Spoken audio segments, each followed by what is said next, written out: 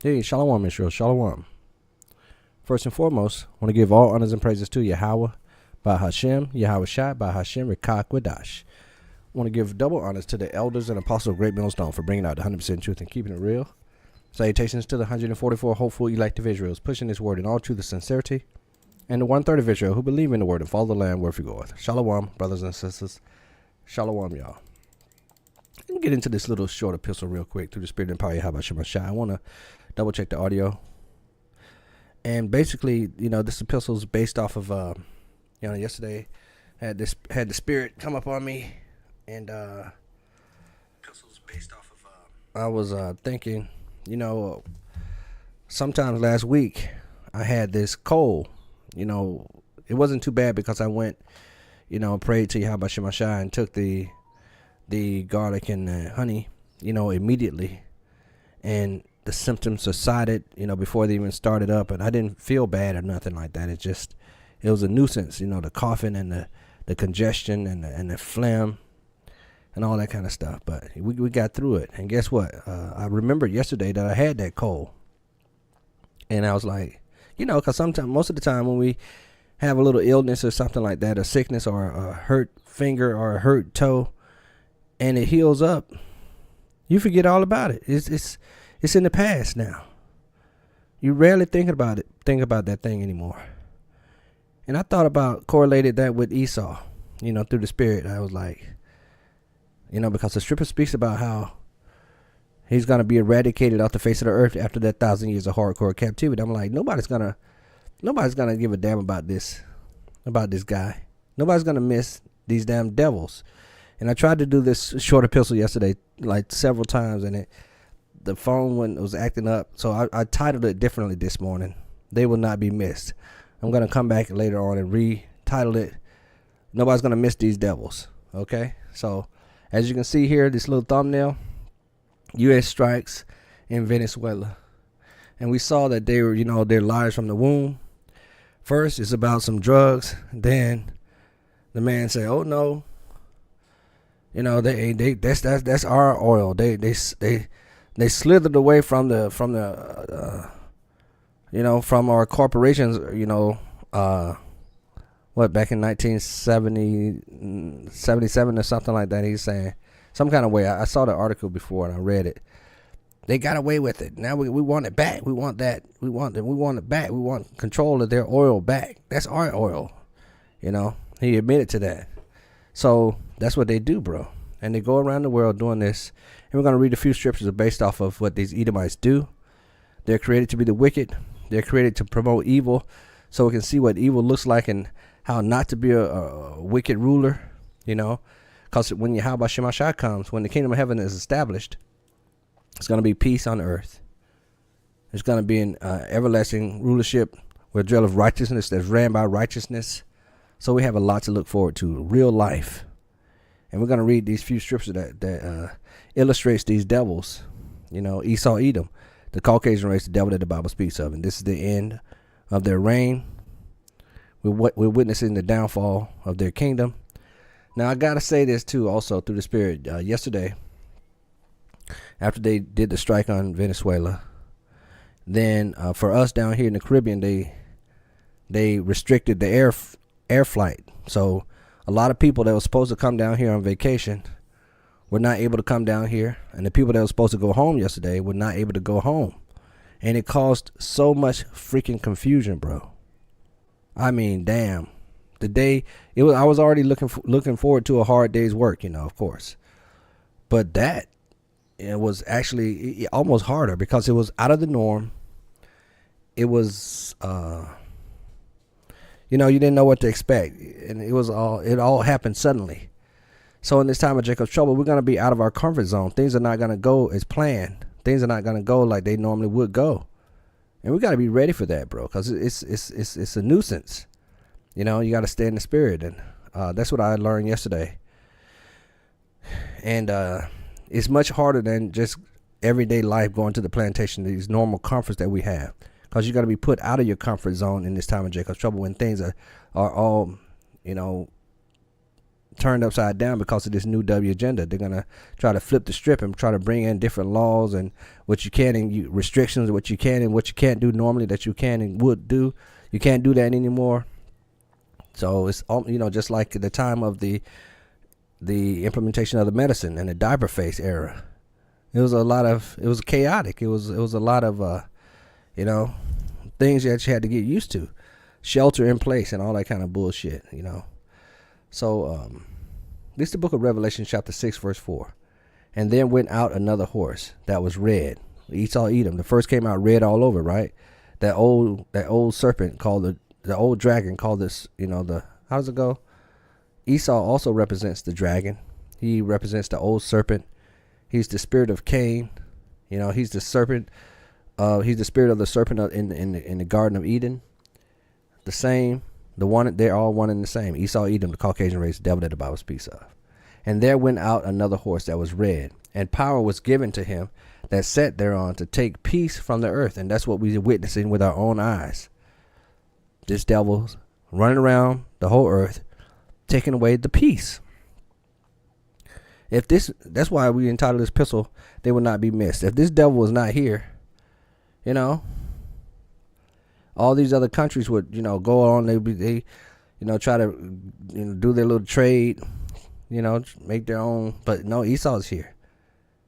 Babylon has been a golden cup in the Lord's hand. They made all the nations drink, with their so-called democracy, with their oppression, with their puppet leaders, with their new W agenda. That's all Esau's doing, bro.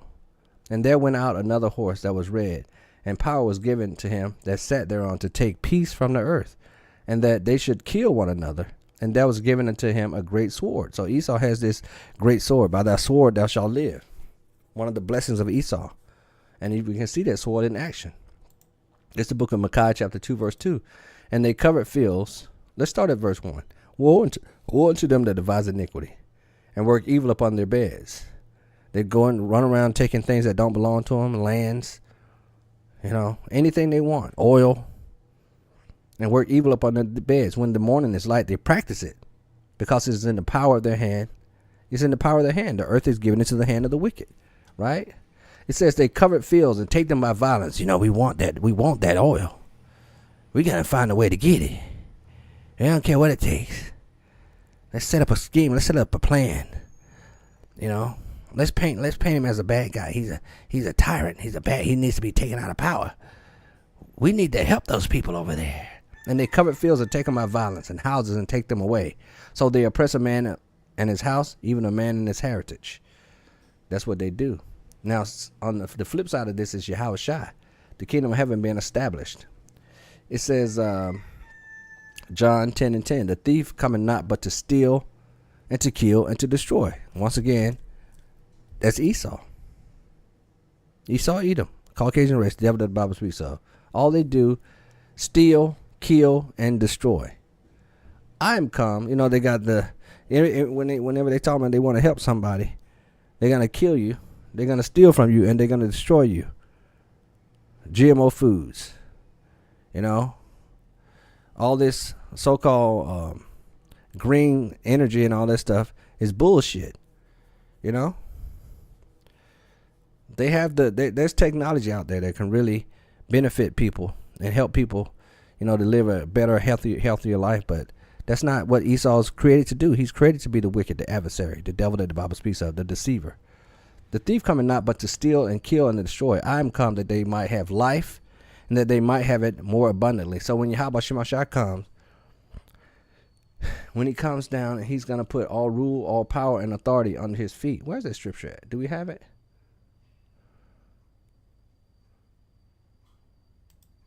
Let me see. Oh, I got it right here. I want to read this AI overview. The phrase, the Lord is going to put all power, all authority under his feet, comes from 1 Corinthians 15:24 through 28. In the King James Version of the Bible, a significant passage about the Messiah's ultimate victory and reign until all enemies, including death, are subdued, after which he will subject himself to Yahweh the Father. A cut on that Trinity doctrine. link says Bible Gateway, it describes Yahushua putting down all opposing rule, authority, and power before delivering the kingdom to Yahweh. So we know the spirit of prophecy speaks about, let's read it right here. It's right here. 1 Corinthians chapter 15, verse 25, the so-called alien invasion, when the Lord, at the height of World War III, cracks those clouds. We can read about it in the book of Revelation chapter 1, verse 7, when it speaks about, behold, he cometh with clouds, and every eye shall see him. So this is the book of 1 Corinthians 15, 24. Then cometh the end, right? Esau is the end of the world, and Jacob is the beginning of it that followeth. We got next. Then cometh the end, when he shall have delivered up the kingdom to Yahweh, even the Father, when he shall have put down all rule and all authority and power. So these world leaders are about to be put down, and the kingdom of heaven is about to be established. For he must reign till he have put all enemies under his feet.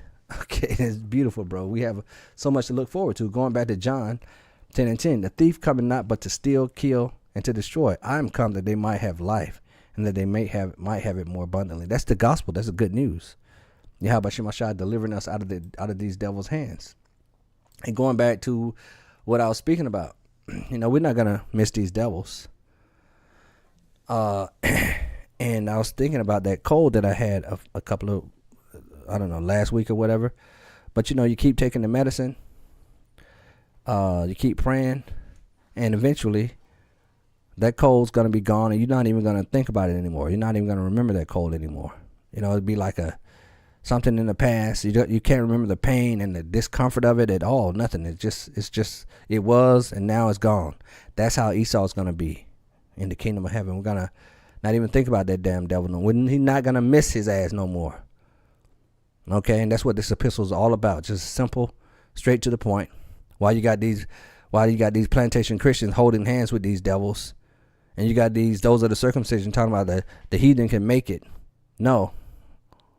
The gospel is already set. The words are already in place. The Lord has already declared the end from the beginning, saying they're going to go into captivity for 1,000 years, hardcore bondage.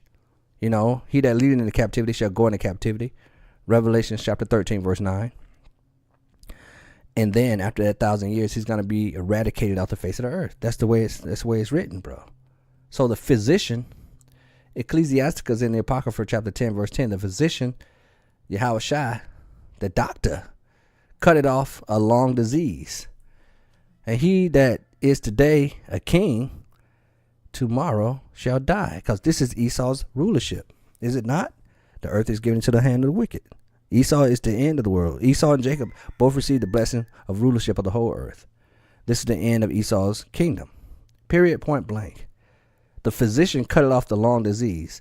And he that is today a king, tomorrow shall die. And we're not gonna miss this devil. This is the book of Isaiah chapter 14, verse 4. Thou shalt take up this parable against the king of Babylon. Once again, today he's a king, tomorrow he shall die. And say, how has that oppressor ceased? The golden city ceased. Babylon the Great, a.k.a. America. Esau's rulership, how's it ceased? The Lord have broken the staff of the wicked and the scepter of the ruler. He who smote the people in wrath with a continual stroke. Where's that picture at? Just run around taking people out of power, putting in their little puppet masters, puppet leaders, oppressing the people, spreading democracy. He who smote the people in wrath with a continual stroke, stealing people's resources. He that ruled the nations in anger is persecuted, and none hindereth. Because it's your time to reign. Enjoy yourself. Knock yourself out. As in the book of Lamentations chapter 4, verse 21 speaks about. Rejoice and be glad, O daughter of Edom. Because that cup of trembling is about to pass to you, that cup of slavery. So when he's taken out of power, ain't nobody going to miss him. The whole earth is at rest, bro. So we're looking forward to this day. Every time you look up, as Esau talking some shit, taking peace from the earth, fucking with people constantly. The whole earth is at rest and is quiet. They break forth into singing. Yea, the fir trees rejoice at thee, and the cedars of Lebanon, saying, Since thou art laid down, no failures come up against us. Hell from beneath is moved for thee, to meet thee at thy coming. It has stirred up the dead for thee, even all the chief ones of the earth. It hath raised up from their thrones all the kings of the nations. All they that shall speak and say unto thee, Art thou also become as weak as we? Art thou become like unto us? Let me see. I think I just wanted to read to verse 9 real quick. Yeah, that's it. The point that I wanted to bring out right with this little piece right here is simply the whole earth is at rest when this devil is taken out of power. And it's quiet. They break forth into singing. We're going to go to Job chapter 20, verse 4. And we're going to read down to verse 9. Knowest thou not this of old, since man was placed upon earth, that the triumph of the wicked is short? It seems like it's a long time, but they're about to be taken out of power. We're at the end of their rulership, bro, and it's quite lovely. Now it's going to be a little hairy. It's going to be a little uncomfortable because we're going to be here, and it's going to be all around us. We're going to have to adjust, and we're going to have to make do through the Spirit and the power of Yahweh Shema Shai as we watch this place crumble down to the last. And we're going to be happy about that, inside our spirit. It says that the triumph of the wicked is short, and the joy of the hypocrite but for a moment. Though his excellency mount up to the heavens, and his head reaches unto the clouds. He's all puffed up with pride. He's got all these ideas. They think their house is going to go on forever. They got all these agendas. We got to do this. They got the Georgia Guidestones. We got to cut off the human population down to 500 million people. We gotta bring in the MERKCHIP on their ass. We're going to make everyone a perpetual slave. Yet he shall perish forever like his own dung. Just like, like the title says, we're going to change the title. Nobody's going to miss these devils. And I heard the elders say before, when you flush your shit down the toilet, you don't think about your shit no more. Period. You be like, oh, that was a good shit. Because it's gone. It's out of there. You look back at it one time. Oh, man, all that was in there. Woo. Flush it down the toilet. It is gone. Never to be thought of again. That's how we're going to think about Esau as. Gone. Yet he shall perish forever like his own dung. They which have seen him shall say, Where is he? He shall fly away as a dream. You know how those dreams are fleeting. You might have a good dream, bro. Now, there are some dreams that we kind of try to cleave onto, even just a little glimpse of it every now and then. Like those, I try to remember my flying dreams the best I can, to the best of my ability, but sometimes that's even hard. Sometimes you have to make an audio video of it, or write it down so you don't forget about it. But we're not going to try to hold on to Esau. We're going to remember his wickedness, so we learn what not to be. But the law is going to be in our inward parts, though. There's just like an old rusty tool. You don't need that tool no more. You got a brand new tool now. You don't need that tool no more at all. Forget all about that tool. And Esau is just a tool. He shall fly away as a dream, and shall not be found. Yea, he shall be chased away as a vision of the night. The eye also which saw him shall see him no more, neither shall his place any more behold him. You know what? And that reminds me of that scripture in the book of Exodus, because Esau Edom is the modern day Pharaoh. He's the modern day oppressor. And the scripture says, the Egyptian whom you seen today, you shall see him no more forever. KJV. Like the scripture speaks about that which is then is now. Is it gonna bring it up? Come on, man. Let me do it again. And shalom, brothers and sisters on the comment board, all you brothers and sisters out there. Oh, look. That's Esau with his feeble technology. The Egyptians whom you saw today, you shall see him no more again forever. KJV.